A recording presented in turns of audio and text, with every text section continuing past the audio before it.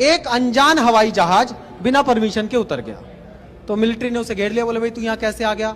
बोला जी मेरा फ्यूल खत्म हो गया था, मेरा ईंधन खत्म हो गया था, मुझे इमरजेंसी लैंडिंग करनी थी, यहाँ पे रनवे था, मैंने लैंड कर लिया।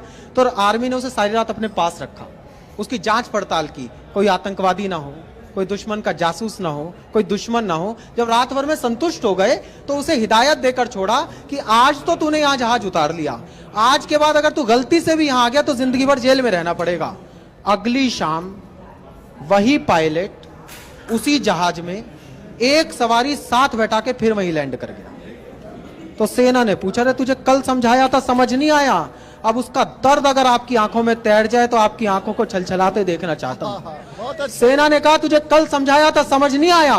पायलट ने हाथ जोड़ दिए साहब, बोले जी बाद में आपको मेरे साथ जो करना हो वो कर लेना, ये मेरी लुगाई साथ में, पहले इसे ये बता दो मैं कल रात कहां था।